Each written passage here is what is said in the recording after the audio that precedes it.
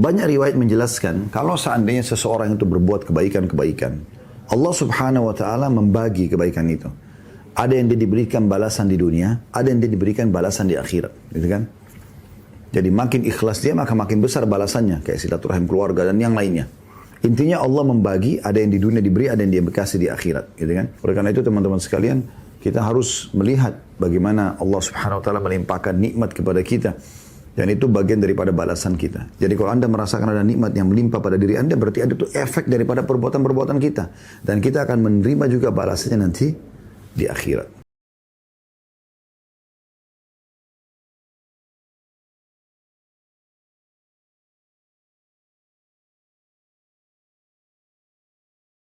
Assalamualaikum warahmatullahi wabarakatuh. Alhamdulillah wassalatu wassalamu ala Rasulillah.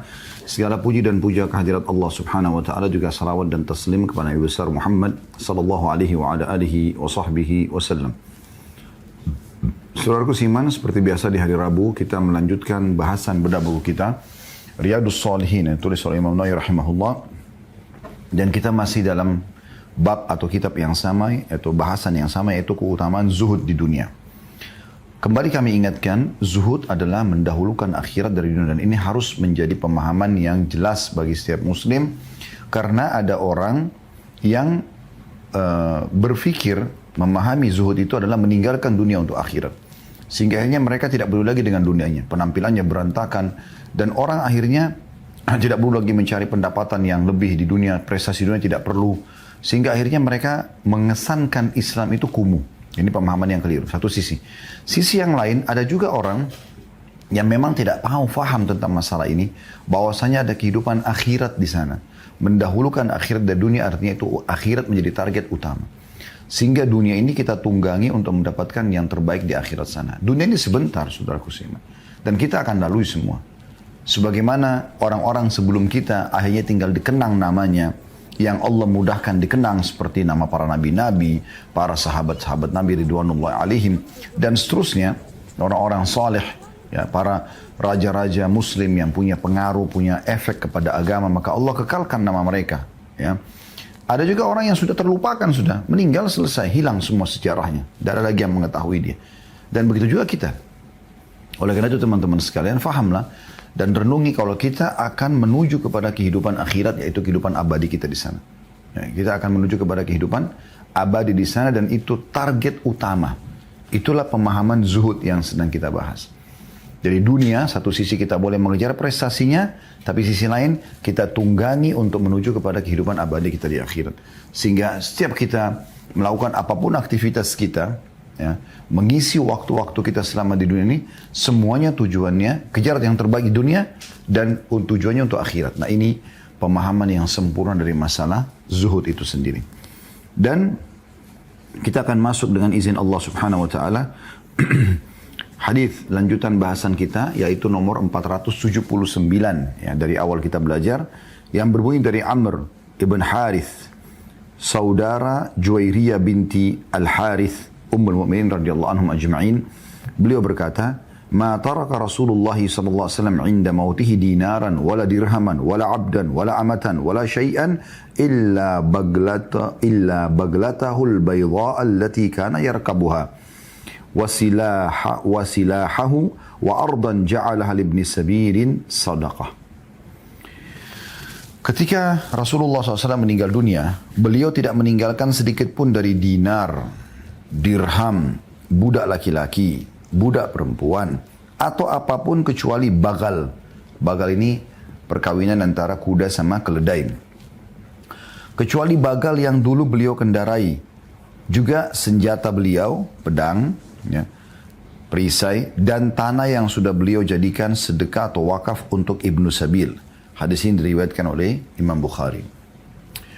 Hadis ini teman-teman sekalian memberikan pelajaran kepada kita yang bisa kita bedah, yang kita bisa pelajari adalah yang pertama tentang Amr bin Al-Harith radhiyallahu anhu. Ini di sini katakan saudara Juwairiyah binti Al-Harith. Juwairiyah binti Al-Harith adalah istri Nabi SAW. Salah satu dari istri Nabi SAW. Dan Al-Harith, nama ayah mereka, adalah kepala suku. Ya, setahu saya Bani Mustaliq, ya. Dan Nabi SAW satu hari pernah menyerang ke suku ini karena mereka memang niat ingin menyerang kota Madinah. Maka pada saat itu Nabi SAW memenangkan peperangan dan Juwairiyah ya, menjadi bagian daripada harta rampasan perang Nabi SAW dan beliau menikahinya. Gitu kan? Beliau menikahinya dan karena dia menerima masuk Islam, karena Nabi SAW tawarkan kalau kau masuk Islam saya akan nikahi kamu. Maka dia pun menerima itu, dia masuk Islam dan akhirnya nikahi Nabi SAW. Dan karena kemuliaan pernikahan ini, ya artinya dia menjadi istri Nabi SAW. Kalau kita mungkin bahasakan selain agama Islam, mungkin istri raja ya. Istri raja, istri pemimpin gitu. Maka penghormatan terhadap Juwairiyah, seluruh sahabat membebaskan tawanan dari suku Bani Mustalik atau Bani Mustalik ini. Suku Mustalik ya. Dan ini menjadi sebuah sejarah tersendiri dalam peperangan Bani Mustalik. Anda bisa dengarkan di kajian Sirah Nabawi kami tentunya. Nah, Amr bin Harith adalah ipar Nabi SAW. Berarti dari hadits ini kita bisa fahami, atau riwayat ini, sanad ini berarti Amr bin Harith, saudaranya Juwairiyah binti Harith yang merupakan istri Nabi SAW. Berarti ini adalah ipar Nabi SAW meriwayatkan hadis. Ya. Dan dari sini berarti pelajaran teman-teman sekalian bagaimana dalam Islam seseorang itu bisa punya efek terutama bagi orang-orang terdekat terlebih dahulu. Ya, Allah al-Musta'an ya. Kami dan mungkin sebagian orang-orang juga punya kekurangan dalam masalah ini ya. Tidak semua kerabat mendapatkan hidayah dan akhirnya ikut dengan agama ini. Masih banyak di antara kerabat-kerabat kami yang belum mengenal. Walaupun alhamdulillah ada yang mendapatkan hidayah ya. Tapi seseorang berusaha maksimal bagaimana supaya orang-orang terdekat dia yang lebih dahulu mendapatkan ya, dakwah, tersampaikan kepada mereka dakwah. Ya, karena ada orang sibuk dakwah di luar sana, tapi ya, istri dia, anak-anak dia jauh daripada agama. Mungkin saudara dia, saudari dia, orang tuanya. Ya. Maka ini semua harus dijadikan sebagai skala prioritas. Dan Allah Subhanahu Wa Taala mengingatkan kepada Nabi Muhammad SAW, "A'udzubillahi minasyaitonirrajim wa anzir ashiratakal aqrabin." Disuruh mendakwahi kerabat-kerabat terdekatnya dulu. Ya, itu yang kadang-kadang luput dari sebagian orang di antara kita. Baik, kemudian pelajaran yang kedua kita bisa ambil dari hadis ini, saudaraku seiman, yaitu bagaimana Amr bin Harith menceritakan waktu Nabi SAW meninggal, beliau tidak meninggalkan harta. Di sini dirincikan harta tersebut, dinar, ya, dirham. Biasanya kalau dinar itu lebih kepada emas ya, dinar emas, dirham itu biasanya perak ya. Hamba, budak laki-laki, budak perempuan. Bahkan tidak ada sesuatu yang sejenis itu semuanya kecuali seekor bagal ya. Yang tadi saya bilang peranakan antara kuda sama keledai berwarna putih yang dulu beliau tunggangi. Serta juga senjata beliau ya, pedang, perisai ya, yang semasa hidup Nabi SAW beliau gunakan, dan itu saya pernah lihat. Allahu alam kebenarannya, tapi kami saksikan itu ada di museum di Istana Topkapı di Turki ya. Diklaim bahwasanya itu adalah pedang Nabi alaihi salatu wassalam, dan beberapa pedang sahabat ada yang dipajang di sana. Kemudian juga dan ada tanah yang beliau wakafkan untuk Ibnu Sabil atau orang yang terputus jalan. Siapa saja boleh tinggal di tanah itu yang diwakafkan oleh Nabi alaihi salatu wassalam. Dari hadis ini kita ambil pelajaran bahwasanya baginda Nabi SAW memang sesuai dengan apa yang disampaikan oleh beliau dalam sabda Nabi yang lain gitu. Ya, beliau mengatakan, innal ulama warhatul anbiya wa innal anbiya lam yuwarithu dinan wala dirhama. Sesungguhnya para ulama adalah pewarisnya para nabi, dan ketahuilah nabi-nabi tidak akan pernah mewariskan dirham dan dinar. Dari mana nabi-nabi tidak mewariskan itu? Ini bukan berarti setiap orang di antara kita tidak usah tinggalkan warisan buat ahli warisnya, bukan. Tapi ini khusus terjadi untuk para nabi-nabi, mereka memang tidak meninggalkan itu. Lalu Nabi SAW mengatakan, wa innama warrathul ilm, tapi mereka mewariskan ilmu. Ya. Wa man akhadha bihadzin wafir, siapa yang mengambil ilmu yang ditinggalkan Nabi itu, maka dia telah mengambilkan bagian terbesar dalam hidupnya. Hadis ini juga kita bisa pahami, masih di mutiara yang kedua ini ya, bahwasanya ini bukan berarti seorang muslim tidak meninggalkan harta buat ahli warisnya, sebagaimana saya katakan tadi. Ya, tapi memang terjadi pada Nabi. Kita hubungkan ini dengan hadis yang lain. Ya, pada saat Sa'ad bin Abi Waqqas radhiyallahu anhu sakit keras ya di Mekah, Dan beliau kira dirinya akan wafat, walaupun setelah itu beliau sembuh dan akhirnya hidup sekian tahun sampai sempat memimpin pasukan di masa khilafahnya Umar bin Khattab radhiyallahu anhu untuk menembus wilayah Persia. Ya, artinya sekian puluh tahun, ya, bisa kita bahasakan begitu, setelah sakit parahnya di Mekah. Tapi waktu dia sakit parah, dia khawatir meninggal, dia mengatakan, ya Rasulullah, saya hanya punya satu anak perempuan. Saya ingin wakafin semua harta saya karena saya kaya ini. Kata Nabi SAW, jangan. Kalau ya setengahnya juga jangan. Lalu dia mengatakan kalau sepertiganya ya Rasulullah, kata Nabi SAW, ats-tsulutsu was-tsulutsu katsir. Sepertiga masih masuk akal, tapi itu pun masih banyak. Tapi beliau mengatakan, ya setelah itu, engkau meninggalkan keturunanmu dalam keadaan kaya lebih baik daripada engkau tinggalkan mereka mengemis kepada manusia. Ya, berarti memang ada perintah untuk punya warisan juga. Ya, selain daripada amal-amal soleh kita yang kita kerjakan, dan itu bagian daripada anjuran Nabi alaihi salatu wassalam agar keturunan kita tidak terbengkalai. Hadis selanjutnya nomor 480 berbunyi dari Khabbab bin Arad radhiyallahu anhu, beliau berkata, hajarna ma'a Rasulillah sallallahu alaihi wasallam naltamisu wajha Allah taala wa waqa ajruna 'ala Allah faminna man mata wa lam ya'kul min ajrihi syai'a minhum Mus'ab bin Umair radhiyallahu anhu qutila yawma Uhud wa taraka namirah fakunna idza ghattayna biha ra'sahu badat rijlah wa idza ghattayna biha rijlaihi bada ra'suhu fa'amarana Rasulullah sallallahu alaihi wasallam an nughattiya ra'sahu wa naj'ala 'ala rijlaihi shay'an min al-idkhir wa minna man ayna'at lahu thamaratuhu fahuwa yahdibuha. Artinya, hadits ini riwayat Bukhari Muslim, kami berhijrah bersama Rasulullah sallallahu alaihi wasallam demi mencari wajah Allah Ta'ala, ikhlas. Maka pahala itu diberikan oleh Allah. Di antara kami ada yang meninggal dan belum pernah memakan sedikit pun dari pahalanya. Di antara mereka adalah Mus'ab bin Umair radhiyallahu anhu. Dia terbunuh dalam perang Uhud dan hanya meninggalkan kain berwarna dari wol. Jika kami tutupkan pada kepalanya, maka kedua kakinya terlihat. Dan apabila kami tutupkan pada kedua kakinya, maka kepalanya terlihat. Maka Rasulullah SAW memerintahkan agar kami menutupkan pada kepalanya. Lalu kami menutup kedua kakinya dengan idkhir.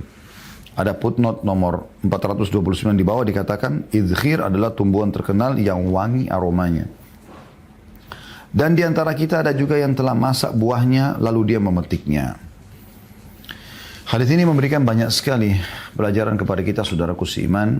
Yang pertama adalah penyampaian atau perkataan Khabbab bin Arad radhiyallahu anhu, kami telah berhijrah bersama Nabi sallallahu alaihi wasallam mengharapkan wajah Allah. Nah, kalau Anda temukan potongan kata-kata seperti ini, mengharapkan wajah Allah, yang dimaksud adalah keikhlasan. Ya. Sesuai dengan hadis Nabi SAW, pernah ada seorang sahabat, dan hadis ini hadis yang sahih, berkata, ya Rasulullah, bagaimana pendapat Anda tentang orang yang mau berjihad, ya, dan sekaligus mencari reputasi? Bagaimana dia supaya dikenal gitu, ya? Dibilang dia itu pejuang, kesatria, perkasa, ya, atau apalah istilah-istilah seperti ini. Kata Nabi, dia dapat apa kata orang itu? Kata Nabi SAW, tidak dapat apa-apa. Dari balasan pahala nggak ada. Orang itu ulangi sampai 3 kali. Dia berperang tapi ya Rasulullah, jihad karena Allah. Hanya diikutin niat itu. Supaya dia juga dikenal, dikenang. Dicatat sebagai seorang pahlawan. Kata Nabi SAW, tidak sama sekali. Lalu beliau mengatakan, ini saksi bahasan kita, Inna Allah la yakbalu amalan illa ma kana khalisan wabtugiya bihi wajhu. Sesungguhnya Allah tidak akan menerima amal kecuali yang ikhlas karenanya dan mengharapkan wajahnya. Ya. Di istilah ini digunakan untuk menggambarkan keikhlasan. Dan memang ini teman-teman sekalian adalah asas semua amal. Kata Nabi SAW dalam hadis yang lain, kalau Allah Subhanahu wa Ta'ala mengatakan aku adalah sebaik-baik sekutu, partner. Siapa yang menyekutukan aku dengan sesuatu, maka aku akan berikan kepada seluruh sekutuku itu. Allah itu maha as-samad, bergantung padanya segala satunya, tidak butuh sama siapapun. Walam yakul lahu kufuwan ahad. Allah nggak butuh, jangan dipartnerkan Allah dengan yang lainnya. Lalu kata Nabi SAW, akhlisu amalakum. Oleh karena itu ikhlaskan amal kalian. Wala taqulu, dan jangan pernah kalian katakan, hada lillahi wa hada lirrahim. Bal huwa lirrahim. Maksudnya, jangan kalian mengatakan, ini untuk Allah dan sekaligus untuk kekerabatan saya.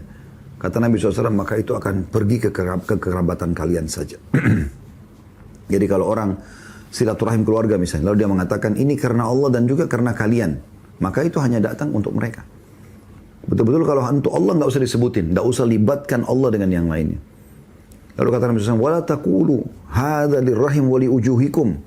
Ini untuk hadza lillahi wa liujuhikum wa liujuhikum. Ya. Ini untuk Allah dan juga untuk kalian. Ya. Karena kasihan lihat kalian. Ya. Memperbaiki keadaan kalian. Kata Nabi SAW, fa innahu liujuhikum. Karena itu akan kembali kepada perasaan itu saja gitu. Ya, jadi nggak bisa. Allah tidak akan terima kecuali yang ikhlas. Nah ini kalimat ini penting. Jadi jangan pernah partnerkan Allah dengan makhluknya. Semoga Allah ikhlaskan seluruh amal kita dan menerima seluruh amal yang sudah kita kerjakan, yang sedang kita kerjakan, yang akan kita kerjakan sampai menjelang ajal datang nanti dengan pahala yang sempurna. Allahumma amin. Pelajaran yang kedua, teman-teman sekalian, dari hadis ini adalah potongan perkataan beliau, faminna man mata walam ya'kul min ajrihi syai'a minhum Mus'ab bin Umairin radhiyallahu anhu. Di antara kami ada yang mati tapi belum menikmati pahalanya sedikit pun, ya. Di dunia maksudnya. Di antaranya Mus'ab bin Umair radhiyallahu anhu, qutila yauma Uhudin wa taraka namirah. Dia terbunuh pada hari Uhud dan dia hanya meninggalkan selembar kain wol yang berwarna, ya. Dan kain itu, fakunna idza ghattayna biha ra'sahu badat rijlah. Kalau kami tutup pada saat dia wafat, ya, kepalanya maka kakinya kelihatan karena pendeknya baju itu. Wa idza ghattayna biha rijlaihi bada ra'suhu. Dan kalau kami tutup kakinya, kepalanya kelihatan. Fa amara Rasulullah SAW an nughatti ra'sahu wa naj'al ala rijlaihi syai'an min al-izkhir. Ya. Maka kami diperintahkan Nabi SAW untuk tutup kepalanya dia dan kami menutup bagian kakinya dengan bagian pohon yang mengeluarkan bau wangi atau izkhir. Nah ini pelajaran yang bisa kita ambil teman-teman. Yang kedua adalah banyak riwayat menjelaskan kalau seandainya seseorang itu berbuat kebaikan-kebaikan, Allah Subhanahu wa taala membagi kebaikan itu. Ada yang dia diberikan balasan di dunia, ada yang dia diberikan balasan di akhirat, gitu kan? Jadi makin ikhlas dia maka makin besar balasannya, kayak silaturahim keluarga dan yang lainnya. Intinya Allah membagi, ada yang di dunia diberi, ada yang dia berkasih di akhirat, gitu kan?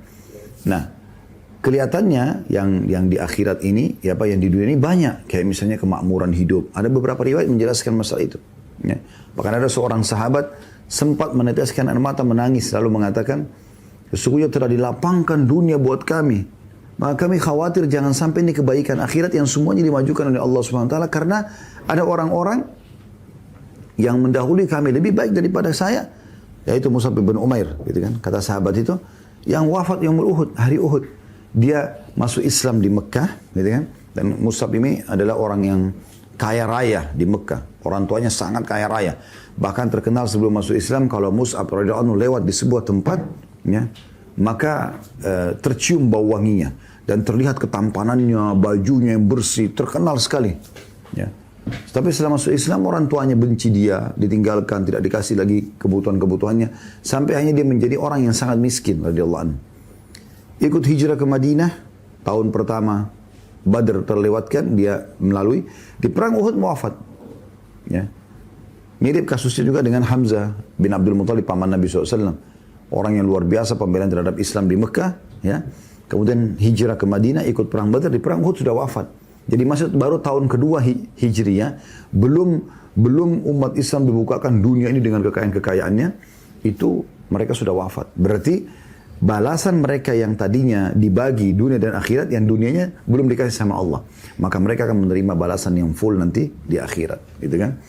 Oleh karena itu teman-teman sekalian, kita harus melihat bagaimana Allah Subhanahu wa taala melimpahkan nikmat kepada kita, dan itu bagian daripada balasan kita. Ini juga bisa difahami daripada statement Al-Qurtubi rahimahullah dalam kitab At-Tadhkirah beliau, dan juga ada beberapa ulama yang lain yang menjelaskan hal yang sama, ya. kalau orang-orang kafir itu berbuat kebaikan-kebaikan di dunia. Dalam syariat Allah adalah baik. Seperti misalnya silaturahim keluarga, bakti sama orang tua, jenguk orang sakit, bersedekah. Ini kan dalam pandangan hukum Allah benar. Perbuatan yang baik. Tapi mereka tidak dicatatkan sebagai pahala yang mereka bisa panen di akhirat nanti. Karena memang mereka belum muslim. Lalu bagaimana caranya? Allah berikan mereka balasan di dunia sepenuhnya. Semua dikasih di dunia. Sehingga nanti di akhirat mereka sudah tidak punya lagi balasan. Ya, seperti itu. Jadi kalau Anda merasakan ada nikmat yang melimpah pada diri Anda, berarti ada itu efek daripada perbuatan-perbuatan kita. Dan kita akan menerima juga balasannya nanti di akhirat. Ya, itu maknanya. Kemudian pelajaran yang ketiga adalah bagaimana zuhudnya Mus'ab bin Umair radhiyallahu anhu. Beliau saking susahnya hidup, akhirnya beliau wafat tidak punya pakaian kecuali satu lembar itu. Gak ada hartanya, padahal ini orang kaya raya di Mekah. Dan saking susahnya digambarkan di sini. Satu lembar baju saja dari kain wol yang berwarna, itu kalau ditarik ke kepalanya, kakinya kelihatan. Padahal kan orang kalau wafat kan tertutup ya, gitu. Kalau dia ditarik ke kakinya, kepalanya kelihatan. Jadi menandakan zuhudnya radhiyallahu anhu, artinya beliau memang tidak menjadikan dunia sebagai target. Bukan berarti bertolak belakang dengan apa yang kita sampaikan sebelumnya ya. Kalau orang harusnya tetap menikmati dunia, bukan. Artinya bagaimana sosok sahabat ini, dia ada makan, hidup segala macam. Tapi memang keadaannya semenjak dia masuk Islam dan sampai dia wafat baru tahun 2 Hijriah, memang belum sempat memperbaiki keadaan ekonominya radhiyallahu anhu. Akhirnya beliau wafat dalam kondisi seperti ini. Tapi tidak menjadi masalah buat beliau. Yang penting beliau sudah mendapatkan mati syahidnya. Ya. Pelajaran selanjutnya yang keempat kurang lebih ya, bolehnya atau orang yang wafat itu ditutup bagian kepalanya walaupun orang yang mati syahid. Walaupun orang yang mati syahid ya. Karena saya pernah lihat beberapa cuplikan beberapa waktu yang lalu ada beberapa orang yang dianggap mati syahid ya di wilayah-wilayah kaum muslimin yang terjadi pembunuhan, peperangan, segala macam. Ya, mereka dikuburkan dalam kondisi begitu dengan bajunya. Betul memang, tapi di sini dari hadis kita lihat Mus'ab disuruh tutup wajahnya.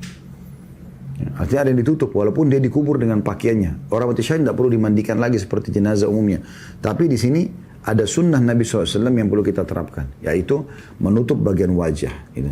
Begitu juga dengan wilayah kakinya. Tapi kalau dia dalam kondisi wafat, misalnya dia menggunakan baju militer, jadi teman-teman aparat kita misalnya, dia wafat maka dia dikubur dengan kondisi pakaiannya itu cuma hanya memang bagian kepalanya ditambahkan kain yang menutup ya, seperti itu kurang lebih. Kemudian pelajaran yang kelima, dianjurkan untuk menggunakan kalaupun menutup jenazah dengan izkhir ya. Itu adalah pepohonan, tumbuhan yang mengeluarkan bau yang wangi. Kalau kita tidak punya di Indonesia, kita bisa pakai pohon apa saja di saat memang kain kafan tidak cukup untuk menutup tubuhnya. Ya, tapi kalau cukup maka digunakan kain tentunya.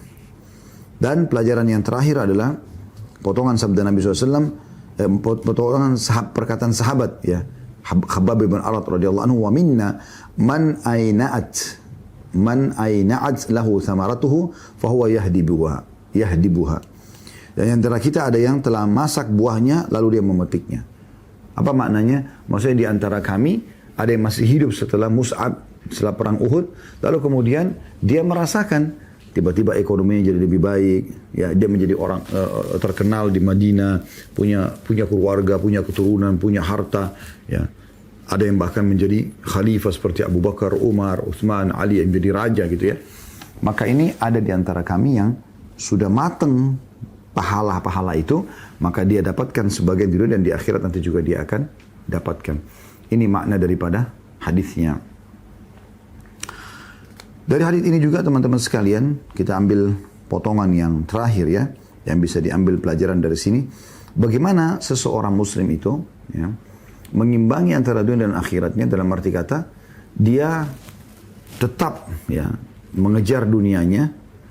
Karena di sini perkataan Khabbab bin Arat, ada di antara kami yang menikmati ya, sudah matang, maka dia menikmati hasil daripada amal-amal solehnya itu, Allah berikan balasan di dunia. Dan juga dia tidak boleh merasa cukup dengan apa yang sudah dia kerjakan itu. Ya. Karena sahabat-sahabat Nabi yang awal masuk Islam di Mekah, mereka hijrah, mereka berperang bersama Nabi SAW. Mereka nggak berhenti setelah Nabi SAW meninggal. Dia mengatakan, oh saya sudah cukupkan sudah pernah jadi sahabat Nabi, saya sudah pernah ikut berperang bersama Nabi, berarti sudah cukup. Enggak, mereka enggak ke situ pikirnya. Mereka terus lebih semangat lagi berbuat. Ya. Contoh yang lain kita lihat, ada 10 sahabat yang disebutkan namanya langsung Nabi SAW untuk masuk ke surga. Abu Bakar di surga, Umar di surga, Uthman di surga, Ali di surga, Talha di surga, Zubair di surga, Abdurrahman bin Auf di surga, Sa'id bin Waqqas di surga, Sa'id bin Zaid di surga, Abu Ubaidah bin Jarrah di surga.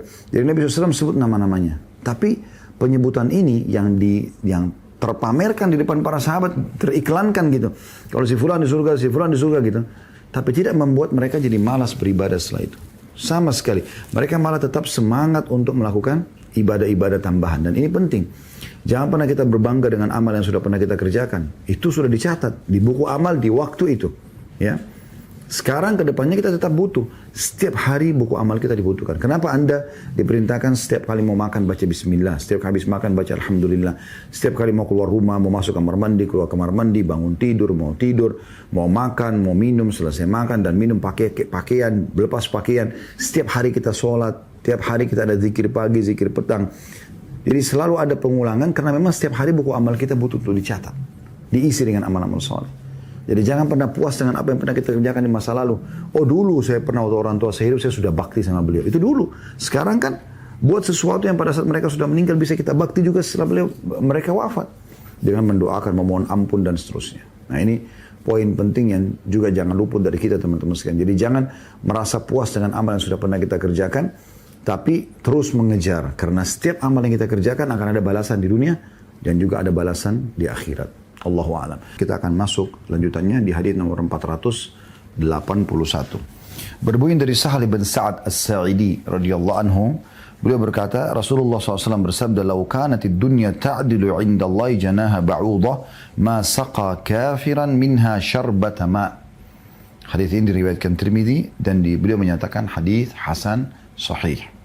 Artinya, seandainya dunia ini di sisi Allah sebanding dengan sayap nyamuk saja, maka niscaya dia Allah tidak akan sudi memberikan minum orang kafir meskipun hanya seteguk air. Kalimat ini teman-teman sekalian disampaikan Nabi SAW, kalimat yang luar biasa. Ini termasuk jawami al-kalim. Kalimat-kalimat yang ringkas tapi mengandung bobot yang sangat luar biasa gitu. Maknanya, kandungan ilmunya, nasihat-nasihat dan wasiatnya itu luar biasa. Potongan dari hadits ini, kalau seandainya dunia ini bernilai di sisi Allah sebanding dengan sayap nyamuk sekalipun, ya. Niscaya dianya besar, kata ganti Allah, tidak akan sudi memberikan minum orang kafir meskipun hanya seteguk. Apa maknanya kalimat ini? Anda pernah punya satu benda yang sangat banyak jumlahnya dan murah gitu. Ya. Misal Anda punya kuaci, ya, belinya murah, banyak sekali. Kira-kira, perasaan teman-teman sekalian, Anda punya satu box isi 10 kilo semuanya kuaci. Anda merasa rugi nggak sih kalau seandainya ada yang ambil satu butir saja, satu kuaci itu? Atau Anda punya 10 kilo, nggak usah 10 kilo, 1 kilo garam, 1 kilo gula. Lalu kemudian ada yang ambil satu butir saja. Kira-kira berpengaruh nggak? Saya yakin Anda akan jawab tidak. Ya. Bahkan Anda tidak peduli dengan satu butir gula atau tadi, ya, garam misalnya. Kenapa? Karena memang terlalu murah dan banyak gitu. Nah, makna hadits ini seperti itu. Kalau seandainya dunia ini bernilai, ya, sebanding dengan sayap nyamuk saja, digambarkan nyamuk di sini karena nyamuk itu nggak ada yang mau. Ada yang mau pelihara nyamuk? Saya yakin tidak ada. Orang selalu tangkapnya nyamuk hanya mengganggu, menggigit, dan kalau datang mungkin kita berusaha membunuhnya dengan menepuk atau menyemprotnya misalnya. Ya. Di sini kita lihat teman-teman sekalian, nyamuk dikatakan perumpamaan, bukan hewan yang lain, karena memang nyamuk umumnya orang tidak suka. Tidak ada orang pelihara nyamuk.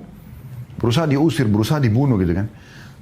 Dikasih gambaran kalau seandainya dunia ini seluruhnya dengan semua fasilitasnya, hutannya, lautnya, sungainya, semua kekayaan-kekayaan yang di dalamnya, gitu kan. Tambang-tambangnya, hewan-hewannya, penghuninya semua tumbuh-tumbuhannya, Itu kalau semua senilai di sisi Allah dengan sebelah sayap nyamuk saja, nyamuk yang orang tidak suka, maka mungkin Allah tidak akan memberikan minum seteguk pun orang kafir. Ya. Karena orang kafir kufur kepada Allah, sama dengan di perusahaan Anda, pembangkang, penjahat. Nggak mungkin Anda mau kasih walaupun seteguk air, kan gitu. Tetapi karena dunia ini terlalu hina di sisi Allah SWT, nggak ada nilainya, gitu kan, maka Allah tetap memberikan minum orang kafir. Ini pelajaran yang kita ambil teman-teman sekalian dari makna hadis ini adalah bagaimana hinanya dunia ini. Hinanya dunia ini. Dunia ini sebentar, kita akan lalui. Saya ingatkan diri saya kembali dan Anda sekalian, semua ini teman-teman prestasi dunia yang kita kejar. Dari titel akademik, dari jabatan di kantor, ya, pengharuman nama, semua produk bermerek, mobil, pakaian, dompet, tas, sepatu, rumah yang mewah di komplek perumahan yang terkenal misalnya, atau di sebuah lokasi yang mahal. Semua itu teman-teman dunia. Nggak ada satupun yang akan Anda bawa nanti. Bahkan kalau Anda sudah jadi jenazah, dipakein baju Anda yang penuh dengan bintang-bintang dan pangkat-pangkat, tidak akan berguna, tidak ada yang lihat. Di masa hidup Anda, orang cuma mengatakan, oh iya bagus ya, oh hebat ya, ya, wali kota, bupati, gubernur, menteri, presiden, raja, oh hebat. Tapi setelah dia mati, nggak ada nilainya urusan dunianya itu pada dia setelah dia mati. Jubahnya yang mewah. Kalau dia sudah jadi jenazah lalu ditaruh di mobil Ferrarinya, ada nilainya? Sudah nggak ada nilainya. Berarti menandakan memang itu cuma dunia sebentar. Anda boleh nikmatin itu, karena bagian daripada agama kita sudah saya jelaskan di awal bab zuhud ini. Sabda Nabi SAW, Inna Allah yuhibbun yara athara ni'ami ala abdi. Allah suka melihat bekas nikmatnya pada hambanya. Tetapi kita harus faham, ini semua kita akan tinggalkan. Ya. Makanya kata Sa'id bin Musayyib rahimahullah, saya bertemu dengan satu generasi, maksudnya sahabat Nabi, yang mereka sama sekali tidak pernah merasa sedih pada saat tertinggal dari salah satu dari urusan dunia ini. Mereka nggak penting. Justru lebih berat bagi mereka pada saat mereka ketinggalan satu kali sholat berjamaah. Luput dari zikir yang harus dia baca. Ya. Al-Quran yang harus dia baca. Itu sudah merupakan beban yang paling berat bagi mereka. Dibandingkan mereka nggak bisa makan, mereka nggak bisa minum, orang benci dia tidak dapat pekerjaan, itu tidak penting. Begitu kita memahaminya. Jadi dunia bisa kita nikmatin, tapi sebatas sebagai fasilitas untuk menuju kepada akhirat. Bukan dia menjadi target utama. Saya ingatkan kembali perkataan Syekh Utsaimin rahimahullah, seorang ulama Saudi. Beliau mengatakan, perumpamaan kita dengan dunia ini seperti orang yang masuk ke WC. Maaf saya ucapkan karena ini ucapan beliau. Orang masuk ke WC. Apa yang dikerjakan? Buang air besar atau buang air kecil kan? Dia selesaikan hajatnya lalu kemudian dia pergi. Jadi ingin menggambarkan bahwasanya dunia ini bukan target utama loh. Jangan saling gontok-gontokan, bunuh-membunuh gara-gara harta ya, tidak masuk akal, menjatuhkan. Dan semua terjadi nih. Orang menghibah, orang memfitnah, orang memukul, orang membunuh, ya, orang menipu. Semua itu karena masalah kejar dunia yang sebenarnya akan ditinggalkan juga. Dan makin besar hak orang lain yang Anda ambil, maka makin berat hukuman buat Anda. Pasti itu. Tidak mungkin tidak. Maka garis bawahi poin ini teman-teman sekalian, ya. Dan di sini pelajaran yang lain yang kita bisa ambil dari hadis adalah bagaimana hinanya orang kafir, ya, sampai dijadikan sebagai perumpamaan. Kalau bukan karena dunia ini nggak punya nilai, bahkan dengan selembar, ya, sayap nyamuk saja nggak senilai, masih lebih mahal sehelai, ya, sayap nyamuk di sisi Allah daripada dunia ini. Maka orang kafir tidak akan dikasih minum. Ya. Kalau seperti itu gambarnya bagaimana di akhirat nanti? Ini semua membenarkan dalil-dalil tentang bagaimana siksaan Allah Subhanahu wa taala kepada mereka nanti di neraka yang kekal abadi, ya. Maka ini harus betul-betul difahami baik-baik. Makanya Allah mengatakan wala tamutunna illa wa antum muslimun, jangan pernah kalian meninggal kecuali dalam keadaan Islam. Itu poinnya. Itu keselamatannya. Juga pelajaran lain di sini adalah yang ketiga, luasnya rahmat Allah Subhanahu wa taala. Allah masih memberikan minum, makan, nafas orang-orang bahkan yang menghina Allah Azza wa Jalla. Orang Yahudi mengatakan yadullahi maghlula. Tangannya Allah itu, ya, tertutup. Mereka menggambarkan Allah itu pelit, ya. Orang-orang Nasrani mengatakan Allah punya anak, padahal Allah mengatakan lam yalid wa lam yulad. Mereka menyakiti Allah, kata Nabi SAW, tidak ada yang lebih sabar daripada Allah. Mereka mengatakan Allah punya anak, padahal Allah tidak punya anak. Dan Allah masih memberikan kepada mereka rezeki setelah mengucapkan itu. Ya. Padahal Allah SWT mustahil bergantung pada makhluknya. Ini termasuk pelajaran yang kita ambil. Hadis selanjutnya nomor 482. Berbunyi dari Abu Hurairah radhiyallahu anhu, beliau berkata, saya mendengar Rasulullah SAW bersabda, ala inna dunya mal'unah, mal'unun ma fiha illa dzikrallahi ta'ala, wa ma walahu wa aliman wa muta'alliman. Ketahuilah sungguhnya dunia ini dilaknat dan dilaknat pula apa yang ada di dalamnya, kecuali zikir kepada Allah Ta'ala dan segala yang mendekatkan kepadanya. Orang alim dan orang yang menuntut ilmu. Hadis ini diriwayatkan Tirmidzi dan beliau mengatakan hadisnya hasan. Hadis ini memberikan pelajaran kepada kita yang pertama tentang kondisi dunia sekali lagi. Karena bicara zuhud dalam bab kita ini berarti mendahulukan akhirat dari dunia, gitu kan?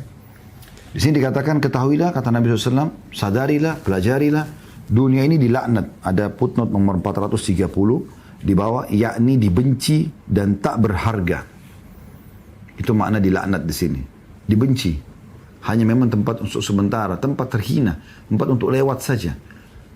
Beruntunglah orang yang maksimalkan waktu di dunia dengan beribadah kepada Allah. Sehingga dia sesuai dengan apa yang Allah inginkan. Karena Allah ciptakan kita di muka bumi ini dalam surah Az-Zariyat, surah nomor 51 ayat 56. A'udzu billahi minasyaitonir rajim wa ma khalaqtul jinna wal insa illa liya'budun.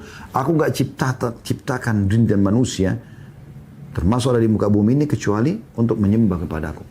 Itu aja kebaikan. Yang lain tidak ada lagi. Sisanya terhina. Foya-foya, diskotik, bar, segala macam ini nggak ada gunanya sama sekali. Dan dilaknat pula apa yang ada di dalamnya. Artinya tidak ada nilainya, ya, nggak bernilai. Saya subhanallah kemarin bawa jemaah kami tur muslim ke Turki. Kita datang, padahal itu istana peninggalan sultan-sultan muslim ya. Begitu kami masuk ke istana Top Couple, masuk ke dulu dapurnya istana, peninggalan periuk mereka, sendok mereka, alat-alat masaknya segala macam. Satu sisi. Sisi yang lain kita masuk ada pengadilan mereka di situ. Di sisi lain kita masuk lagi ada tempat peninggalan bersejarah, ya, yang ditinggalkan oleh raja-raja di situ seperti baju perang mereka, pedang mereka, segala macam. Banyak sekali jenis-jenis macam-macam di situ. Juga segala macam hal lah. Sampai kami keliling ke dalam-dalam istananya, kamar tidurnya, ruang meetingnya, segala macam. Indah iya. Tapi subhanallah, mana penghuninya ini? Mana yang bangun ini? Udah nggak ada. Orang cuma kenang. Padahal itu orang-orang muslim gitu kan. Yang insya Allah mudah-mudahan itu mereka sudah menikmati dunia mereka dan mereka mudah-mudahan menunggangi dunia itu untuk akhirat. Tapi seperti itu. Ternyata cuma itu raja-raja. Bagaimana dengan masyarakat biasa? Jadi betul-betul memang terhina, jadi kayak, maksudnya dunia ini bukan hal yang harus jadi target utama. Ya, itu yang dimaksudkan di sini. Lalu kata Nabi SAW, kecuali zikir kepada Allah Ta'ala. Ya. Jadi pelajaran pertama tentang tidak bernilai dunia dan apapun yang ada di dalamnya. Ya. Yang kedua adalah, yang bernilai hanya dalamnya ibadah kepada Allah. Di antaranya zikir kepada Allah Ta'ala. Berzikir, majelis ilmu seperti ini, ya. Saling mengingatkan, menyebut Allah, berzikir dengan jari-jari kita misalnya, ya, bersyukur kepada Allah, itu semua punya makna lebih mahal daripada dunia ini, ya. Dan juga ya, orang alim dan orang yang menuntut ilmu, ya. Jadi semua terlaknat, tidak ada nilainya kecuali zikrullah. Maksud dalamnya semuanya zikrullah, bukan cuma penyebutan nama-nama Allah, tapi sholat. Semua ibadah itu namanya dikenal dengan zikrullah secara umum, maknanya mengingat Allah ya. Kemudian orang yang alim, yang belajar agama, dan juga orang yang belajar agama. Dari hadis ini juga kita ambil pelajaran tentang keutamaan zikir. Dan perlu ada ketahui ada sebuah statement sahabat, sehingga saya Mu'adz bin Jabal radhiyallahu anhu mengatakan ini ya. Beliau mengatakan tidak ada sesuatu yang paling berharga yang bisa menyelamatkan seorang dari siksa kubur dibandingkan zikrullah. Dan satu-satunya ibadah yang akan terus tetap berjalan walaupun kita sudah di surga adalah zikrullah. Yang lain sudah tidak ada, sholat, puasa, jihad, tidak ada lagi ya di surga. Tapi zikrullah itu terus berjalan. Dan sifat para malaikat, mereka zikir kepada Allah Subhanahu wa taala. La yafturun, mereka tidak pernah bosan. Memang Allah Azza wa Jalla diingat ya, oleh seluruh makhluknya secara abadi. Di dunia dan di akhirat kita. Ya. Kemudian pelajaran yang lain juga tentang kedudukan seorang alim. Ya. Semoga Allah SWT jadikan kita, sampaikan kita ke level ini ya, menjadi seorang yang alim. Dan tidak mungkin ya, orang lahir sudah pintar, tidak mungkin. Kata Nabi SAW, innamal ilmu bitta'allum wal fiqhu bittafaqquh. Ilmu itu harus dengan belajar dan lebih memahami dan mendalami agama sehingga menjadi seorang alim atau faqih harus dengan tafaqquh, serius dalam belajar itu. Gak ada orang lahir dalam kondisi sudah pintar, gak mungkin. Derajatnya sangat tinggi. Dalam hadis lain dikatakan sesungguhnya ya, Allah, para malaikat-malaikatnya, penghuni langit dan bumi memohon ampun, bahkan semut di lubangnya dan ikan-ikan di lautan memohon ampun untuk pengajar manusia kebaikan. Maksudnya seorang alim mengajarkan ilmu agama. Anda bisa bayangkan kalau Allah memaafkan kesalahan kita, seluruh malaikat dan seluruh makhluk, bahkan ikan-ikan di lautan entah berapa jumlahnya, semut berapa jumlahnya di lubang-lubangnya seluruh muka bumi ini memohon ampun untuk kita dan kita mengajarkan kebaikan. Anda sekarang dengarkan nih apa yang kami sampaikan. Semoga Allah ikhlaskan. Lalu Anda sampaikan kepada orang lain, itu sudah cukup. Anda mendapatkan keutamaan ini. Satu orang saja makhluk Allah mohon ampun untuk mohon kepada Allah agar mengampuni dosa kita sudah cukup. Bagaimana dengan seluruh jumlah makhluk yang miliaran ini memohon ampun buat kita, teman-teman? Itu didapatkan hanya bagi orang alim. Ya. Kemudian yang terakhir adalah keutamaan muta'allim, orang yang belajar menuntut ilmu. Nah, tahap untuk menjadi seorang alim harus jadi muta'allim dulu, orang yang belajar dulu. Ya, seperti itu kurang lebih. Nah, ini pelajaran yang besar sekali yang bisa kita ambil. Selanjutnya, hadis nomor 483 yang berbunyi dari Abdullah bin Mas'ud radhiyallahu anhu, beliau berkata, Rasulullah sallallahu alaihi wasallam bersabda, la tattakhidhu ad-dhai'ata fatargabu fid dunya. Janganlah kalian berlebihan dalam memiliki ad-dhai'ah, ad-dhai'ata. Di situ ada footnote nomor 431, ad-dhai'ah artinya tanah dan kebun. Yang makna hadis ini artinya janganlah kamu terlalu banyak dalam memiliki sehingga kamu melupakan kehidupan akhirat sebagaimana sabda Nabi SAW, fatargabu fid dunya. Janganlah kalian berlebihan memiliki ad-dhai'ah. Akibatnya kalian akan mencintai dunia. Diriwayatkan Tirmidzi dengan sanad hasan. Dari hadis ini kita ambil pelajaran ya, apa yang sudah kami jelaskan dari awal bab zuhud. Dunia boleh punya rumah, boleh punya kebun, boleh punya tanah, boleh punya mobil, boleh punya keturunan banyak, boleh. Prestasi dunia, titel akademik, ya, jabatan-jabatan yang tinggi, silakan selama tidak melanggar hukum Allah SWT. Dan yang penting teman-teman, tunggangi itu untuk kehidupan akhirat kita. Itu yang penting. Bagaimana jabatan kita, bagaimana titel kita, semuanya kita gunakan untuk mendapatkan di akhirat sana nanti. Itu yang penting. Diambil dari potongan hadis di sini, jangan kalian berlebihan. Maksudnya berarti boleh memiliki ad-dhai'ah. Artinya kebun, tanah, harta. Boleh tapi jangan berlebihan. Ada orang mungkin hampir setengah kampung dia punya dia sendiri. Bebasin tanah, bebasin sana, dan tidak ada diwakafin untuk Allah Subhanahu wa taala. Dunia saja semuanya. Nah, ini yang dimaksudkan. Jadi kalau Anda punya tanah banyak, tapi tanah itu Anda ya wakafkan. Itu lain. Ya.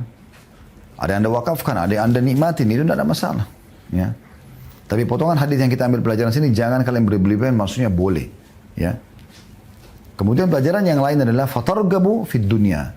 Lalu kalian akhirnya mencintai dunia ini.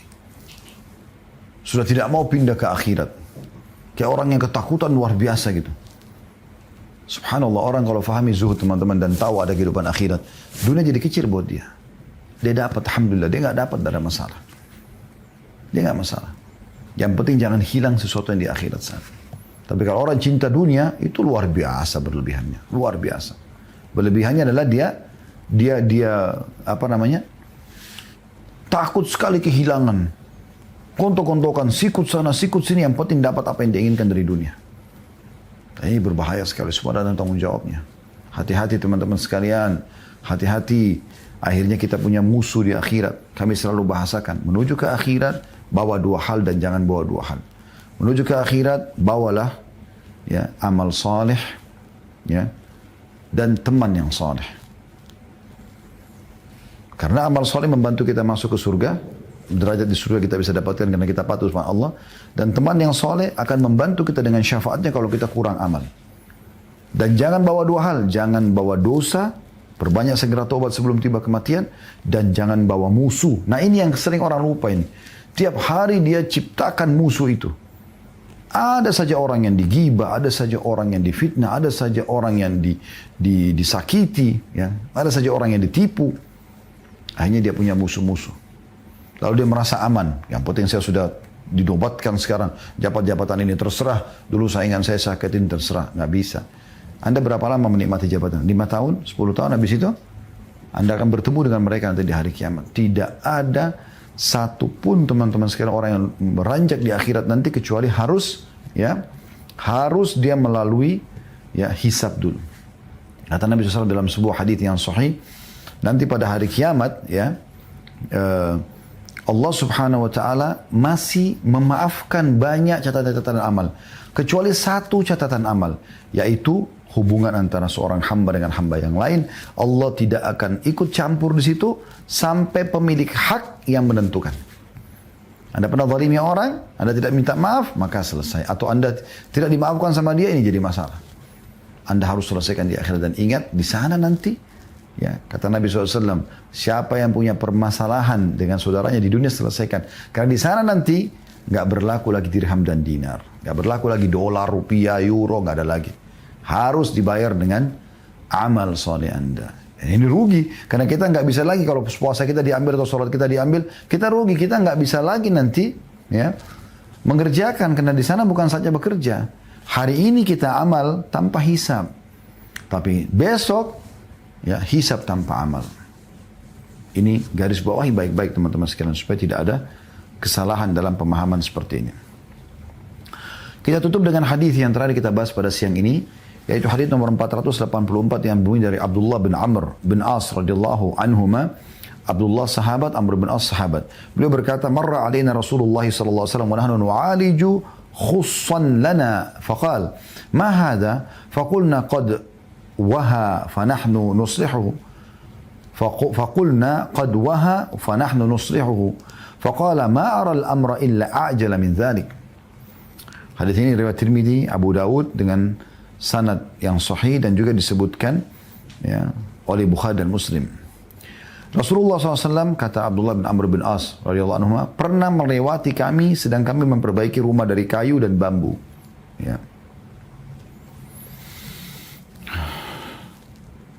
Maka beliau bertanya, apa yang kalian lakukan? Kami menjawab, ia sudah hampir roboh dan lalu kami perbaiki. Maka beliau bersabda, aku tidak melihat perkaranya melainkan lebih cepat daripada ini. Apa makna kalimat ini teman-teman sekalian? Kita ambil dari hadis, pelajaran dari hadis. Abdullah bin Amr menggambarkan bagaimana beliau memperbaiki rumahnya. Dan ini dibolehkan dalam Islam, renovasi rumah, perbaiki rumah, apalagi memang dibutuhkan bukan mubazir gitu ya, bukan berlebihan, maka boleh saja. Nah, tapi di sini dan tidak dilarang. Terbukti Nabi SAW tidak mengatakan jangan kalian lakukan itu, percuma kalian akan tinggalkan, tidak seperti itu. Tapi Nabi SAW cuma memberikan peringatan. Seakan-akan makna sabda Nabi, boleh tapi ingat tetap dia akan lebih cepat rusak daripada itu. Maksudnya dunia kalian ini akan sebentar kalian hidup, karena akan tinggalkan dunia ini, nggak akan berlama-lama di dunia ini. Ini makna wasiat Nabi SAW. Jadi pelajaran yang pertama adalah bolehnya renovasi rumah, boleh perbaikin rumah, boleh memenuhi apa yang kita butuhkan di dunia, mengganti produk-produk lama kita, tidak ada masalah. Yang penting jangan mubazir, jangan dari sumber yang haram, jangan produk yang haram. Kemudian bagaimana wasiat Nabi SAW bagi orang yang seperti ini agar mereka hati-hati dengan dunia, walaupun mereka renovasi, tapi ingat jangan menjadi sebuah target yang berlebihan, Karena ada orang terlalu berlebihan dalam renovasi rumah sampai membuat dia sudah seakan-akan akan hidup selamanya di situ. Allahu alam. Ini bahasan kita insya Allah, dan kita akan coba buka pertanyaan setelah membahas hadis nomor 484, dan insya Allah kedepannya kita akan masuk ke hadis lanjutannya masih di bab yang sama 485, dan insya Allah kedepannya kita akan selesaikan semua hadis Kurang lebih nanti ada dari 485 sampai 495. Bila Allah mudahkan kita akan selesaikan satu pertemuan insya Allah.